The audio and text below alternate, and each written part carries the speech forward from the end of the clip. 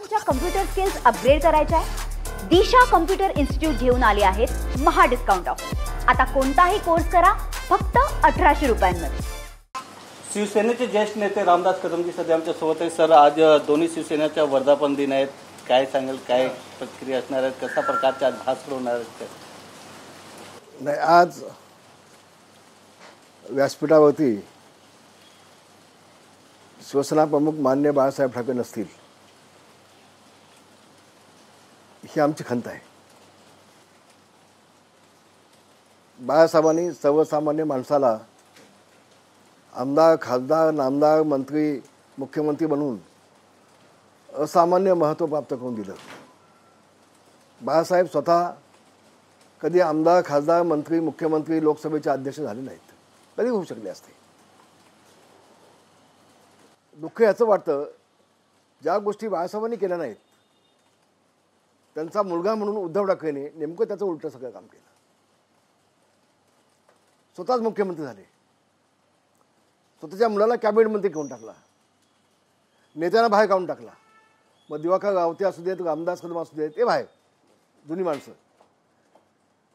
हे बाळासाहेबांच्या विरोधातली नेमकी भूमिका या उद्धव ठाकरेंनी घेतली आणि म्हणून आपण आज पाहता शिवसेनेचे दोन भाग झाले। उद्धव ठाकरेंना काय सगळं आयतं मिळालं, त्यांना काय दुःख नाही, पण आम्ही जेल भोगलेत ना, दुःख आम्हाला वाटतंय, वेदना आम्हाला होत आहेत, पक्ष आम्ही मोठा केला आहे। आणि म्हणून आजचा वर्धापन दिन दिवस जो आमचा आहे, शिवसेनेचा आहे, आज आम्हाला बाळासाहेबांची आठवण येते। बाळासाहेब असते आज नसतं घडलं। काय उद्धव ठाकरेची आज अवस्था आहे? आज अवस्था काय? कोण आहे त्यांच्यासोबत? किती आमदार निवडून आले, पण त्याचं आत्मविपक्षण करण्याच्या ऐवजी तोंडसूक घ्यायचं। ज्या मोदीजींनी, ज्या शहाजींनी शिवसेना प्रमुखांचं स्वप्न साकार केलं, राम मंदिर बांधलं, काश्मीर आपल्या ताब्यात घेतलं, आज बाळासाहेब असते तर दोन दोन हातांनी आशीर्वाद दिला असता मोदीजींना, पण यांची भूमिका उलटी। हे शिवाय घालतायत उद्धवजींना, अमित शहाना आणि मोदीजींना। असं सगळं उलटं चाललंय, सगळं उलटं चाललंय आणि म्हणून दुःख त्याचं होतं। आज दोन शिवसेनेचे वर्धापन दिन का साजरे होत आहे, त्याचं आत्मविपक्षण बाळासाहेबांचा मुलगा म्हणून उद्धव ठाकरेंनी केलं पाहिजे। आत्मविपक्षण त्याचं आम्ही नाही, आम्ही त्याला जबाबदार कोण? 40 आमदार, मंत्री, 10 मंत्री का जातात आपल्याला सोडून? संबंध महाराष्ट्र शिवसेना आपल्याला सोडून का जाते? आपण मुख्यमंत्र्यांचे, आपण बाळासाहेबांचे पुत्र असताना याचं आत्मपरीक्षण उद्धव ठाकरेंनी केलं पाहिजे। पण एक मी पाहिलं, सुंब जळला तर पिढी जात नाही। आज देखील काल मुंबईतल्या माजी नगरसेवकांना बोलून त्यांना विचारायला लागलं, काय बाबा राज ठाकरेंसोबत जायचं की नाही, काही वेळ यावी? मग आम्ही नेते होतो ना, मग आमची बैठक कधी का घेतली नाही? नेत्यांना कधी का विचारलं नाही? आज माजी नगरसेवकांना विचारण्याची वेळ तुमच्या येते, ही भूमिका तेव्हा तुमची कुठे गेली होती? आणि तुम्हाला मी आज खरं सांगतोय, उद्धव ठाकरे राज ठाकरेंना सोबत घेतील ते फक्त मुंबई महानगरपालिकेवरती डोळा ठेवून, कारण राक्षसाचा जीव पोपटामध्ये असतो, तसा उद्धव ठाकरेचा जीव हा मुंबई महानगरपालिकेत आहे। 50,000 कोटीचं बजेट आहे। गेली 25-30 वर्ष सापासाखा त्या महानगरपालिकेवरती हा माणूस बसला उद्धव ठाकरे। आणि 30 वर्षाच्या आधी मुंबईमध्ये मराठी माणूस 50% होता, आज 9% मराठी माणूस शिल्लक आहे। मराठी माणसाला मुंबईच्या बाहेर घालवण्याचं पाप या उद्धव ठाकरेंनी केलंय, याला भोगायला लागेल। याला मराठी माणसासाठी नाव घेण्याचा नैतिक अधिकार नाही। आणि म्हणून राज ठाकरेला घेऊन पुन्हा मुंबई महानगरपालिका आपल्या हातात घेता येते का? पुन्हा सापून बसता येतं का? पुन्हा टक्केवारीचं काम चालू करता येतं का? ह्याच्या पलीकडं त्यांचा वैयक्तिक स्वार्थाच्या पलीकडे राज ठाकरेंच्या बाबतीमध्ये असता आपुलकी, प्रेम, ओलावा, जिव्हाळा काही नाही। मी अतिशय जबाबदारीने बोलतोय, नस ओळखतो मी उद्धव ठाकरेंची, नस ओळखतो। आणि म्हणून आज जी माजी नगरसेवकांची बैठक बोलली होती, त्यातले काही नगरसेवक आज पुन्हा शिवसेनेमध्ये प्रवेश करत आहेत। काय यांची इज्जत झाली? आज काय किंमत काय झाली यांची? माझी नगरसेवकच नाहीत। मी तुम्हाला पुन्हा सांगतो, मराठी माणूस उद्धव ठाकरेंकडे पुन्हा ढुंकून देखील बघणार नाही। फक्त निवडणूक आली की एकम मुंबई गुजरातला जोडणार आहेत, मुंबईत गुजरातला जोडणार आहेत, हा एक कलमी कार्यक्रम हातामध्ये घेऊन इतका वर्ष मुंबई महानगरपालिका हातामध्ये घेण्याचं पाप हे उद्धव ठाकरेंनी केलं. आता नाही, आता मराठी माणूस फसणार नाही, आता मराठी माणूस फसणार नाही. मला मी दाव्यानं सांगेन. आणि म्हणून दुःख होतं आहे, आम्हाला वेदना होत आहेत. आज बाळासाहेब असते तर आमच्यावर ही वेळ आली नसती, नेते घरी बसले नसते, नेत्यांना विश्वासात घेऊन बाळासाहेब काम करत होते.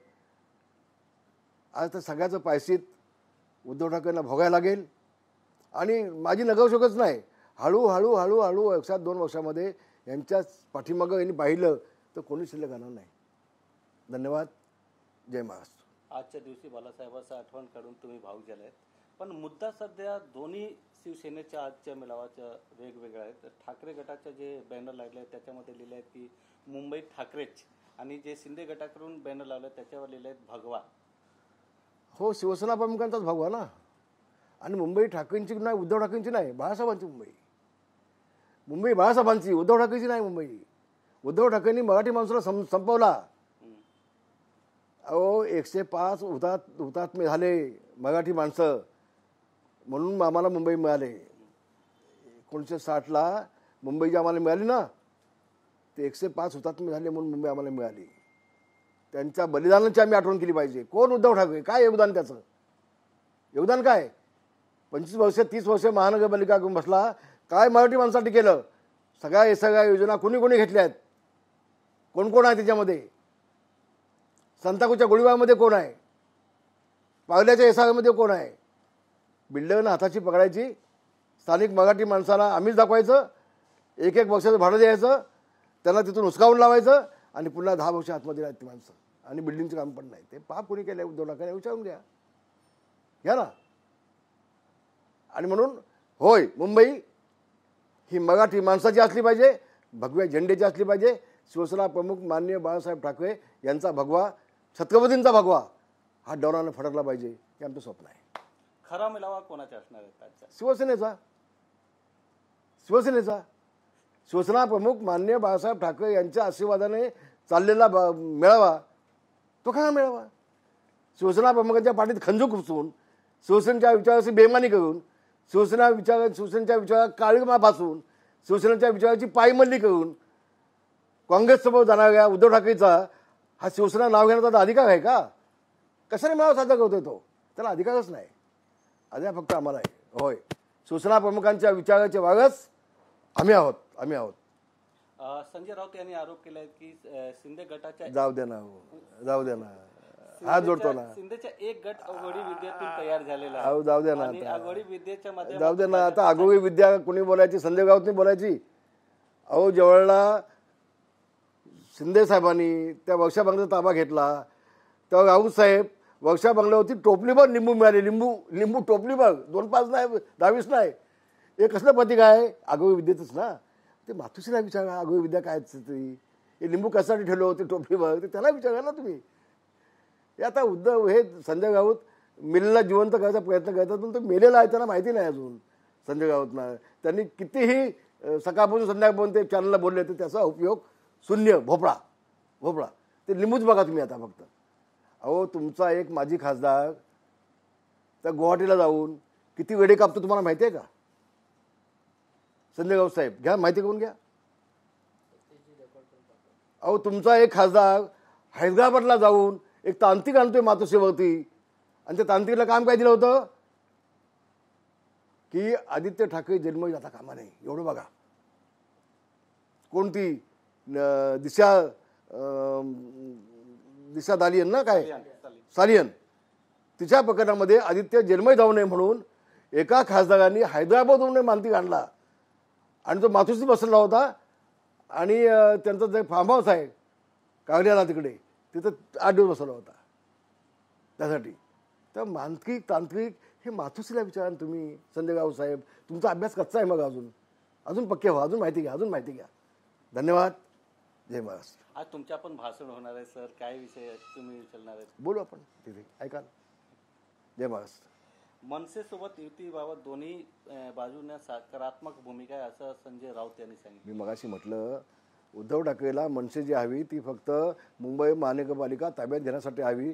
राज ठाकरेवरती प्रेम आहे, मराठी माणसावर प्रेम आहे म्हणून नव्हे. गेलेली हातातला नगरपालिका पुन्हा घेता येते का, हा शेवटचा प्रश्न. तर मुंबई महानगरपालिका ही सोन्याचा अंड देणारी कोंबडी समजतात ना ते, आणि म्हणून ही सोन्याचा अंड देणारी कोंबडी हातात आपल्या पुन्हा कशी मिळेल यासाठी हा बालिश प्रयत्न आहे, सगळ्यांसोबत घ्यायचा असं मी म्हणेन. धन्यवाद. जय महाराष्ट्र. कॅमेरामॅन कृष्णासह गोविंद ठाकूर, TV9 मराठी, मुंबई. मला तुमच्या कम्प्युटर स्किल्स अपग्रेड करायच्या आहे? दिशा कम्प्युटर इन्स्टिट्यूट घेऊन आले आहेत महा डिस्काउंट ऑफर. आता कोणताही कोर्स करा फक्त 1800 रुपयांमध्ये.